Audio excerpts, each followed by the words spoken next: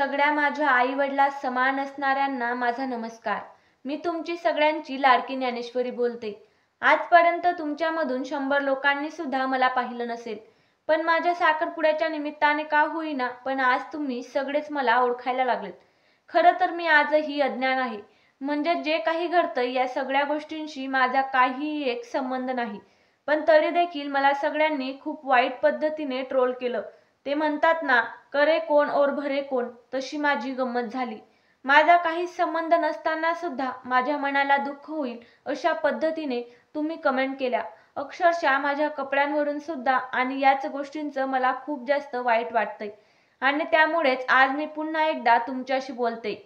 माझे वडील बोलले ना की माझ्या मुलाचा आणि मुलीचा या सगळ्या गोष्टींशी काही संबंध नाही, त्यांना काहीच बोलू नका किंवा त्यांना या गोष्टींमध्ये आणू नका।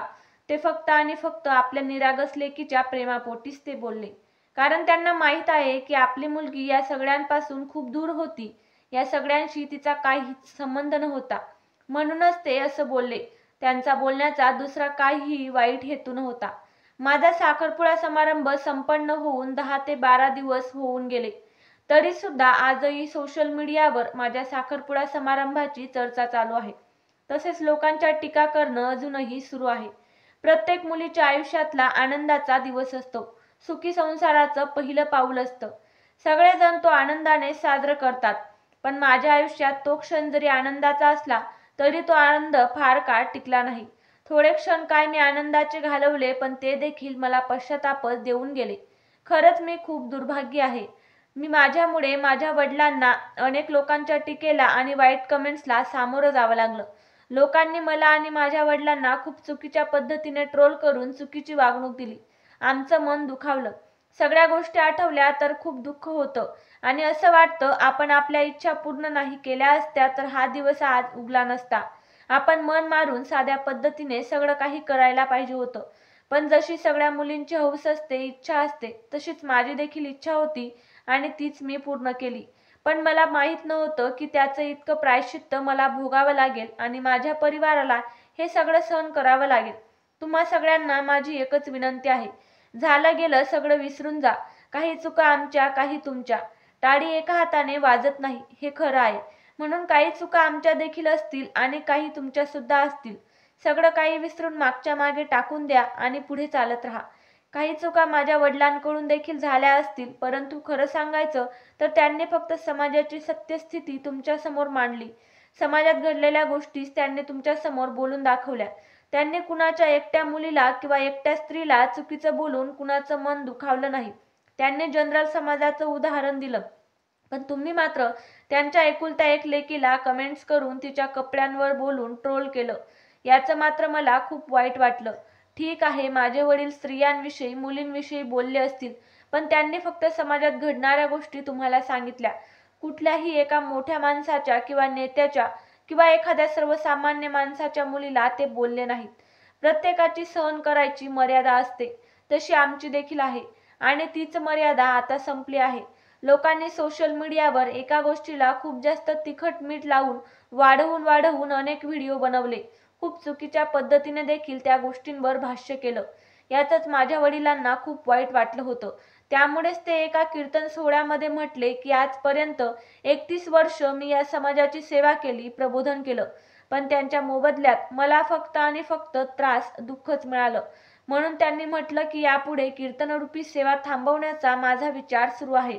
अजून माझ्या वडिलांनी ही सेवा थांबवावी असा निर्णय सर्वस्वी घेतलेला नाहीये, त्यावर ते विचार करतायत।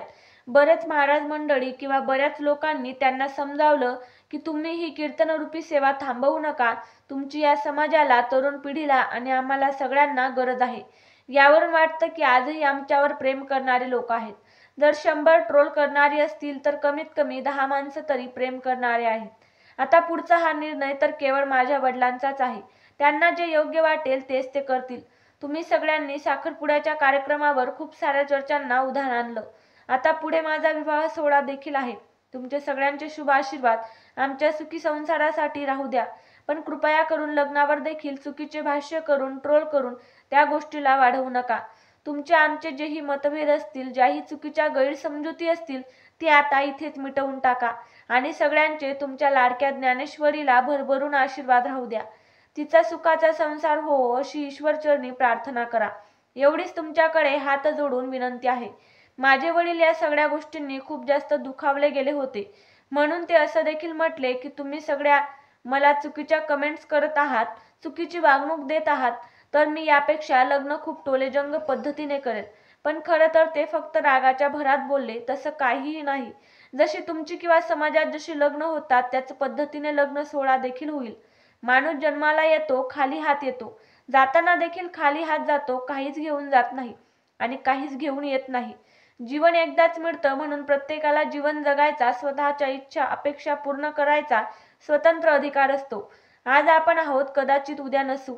यामुळेच प्रत्येकाला वाटतं की भरभरून जीवन जगावं, जेणेकरून शेवटच्या क्षणी कुठल्याही गोष्टींचा पश्चाताप नको. मग तसं जीवन तुम्हाला जगायचा अधिकार आहे, तसंच आम्ही देखील जगू शकतो ना. शेवटी माणूस जगण्यासाठीच पैसा कमवतो, मग तो आनंदासाठी खर्च केला तर काय चुकीचं आहे त्यामध्ये? म्हणून एकमेकांचा द्वेष करण्यापेक्षा, एकमेकांच्या विरुद्ध बोलण्यापेक्षा सगळ्यांनी एकजूट होऊन राहिलं तर काय वाईट? बाप नावाचं असं पान असतं आयुष्यात जे खूप नशिबाने मिळतं. बापासाठी मुलं आणि मुलांसाठी बाप हे नातंच खूप वेगळं असतं.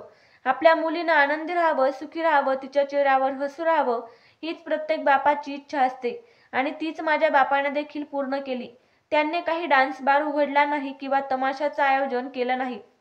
फक्त त्यांच्या मुलीच्या आनंदासाठी त्यांनी साखरपुडा समारंभ मोठा केला. आजकाल समाजात किती चुकीचं घडतंय. मोठमोठी लोक त्यांचा पैशांचा वापर तमाशासाठी, डान्स बारसाठी किंवा चुकीच्या गोष्टींसाठी करतात. मग आपण सगळे त्या लोकांना बोलायला जातो का? तुम्ही माणूस आहात, तसं आम्ही जरी कीर्तनकार असलो तरी माणूसच आहोत ना. मग एखाद्या सर्वसामान्य गरीब माणसाला एवढं ट्रोल जर तुम्ही करता, तसंच ट्रोल एखाद्या श्रीमंत मंत्र्याला, आमदार खासदाराला करून दाखवा. तिथे आपली काहीच हवा चालत नाही. मग गरीबालाच पायाखाली घ्यायचं का? जो ऐकतो त्यालाच ऐकवत बसवायचं का? हे तर चुकीचं आहे ना. आज माझ्या बापाने 31 वर्ष प्रबोधन केलं. कदाचित उद्या नसला तर तुम्हाला सगळ्यांना त्यांची आठवण येईल. त्यांच्यामुळे 100 मधून आजपर्यंत 10 लोक सुधारली असतील. त्यांच्या आयुष्यात त्यांनी परिवर्तन आणलं असेल तर हे त्यांनी महान काम नाही केलं का? मग तुम्ही त्यांच्या बोलण्यामधून चुकीच्या गोष्टी शोधून त्यांना आज वेगवेगळ्या पद्धतीने बोलत आहात. तसं त्यांच्या काही चांगल्या गोष्टी देखील आहेत, त्याच्यावर देखील एकदा नजर टाका. एखाद्या माणसांमधल्या नकारात्मक गोष्टी आपण सहज शोधून टाकतो, पण त्याच व्यक्तीमध्ये काही चांगले गुण देखील असतात. ते देखील पाहण्याची आपली दृष्टी पाहिजे. हेच मी तुम्हाला सांगू इच्छिते. असो, सांगणं माझं काम आहे, माझ्या मनातल्या भावना व्यक्त करणं देखील माझं काम आहे. शेवटी काय समजायचं किंवा काय बोलायचं हे सर्वस्वी तुमच्यावरच अवलंबून आहे. तुमची लाडकी ज्ञानेश्वरी. मला आशीर्वाद राहू द्या.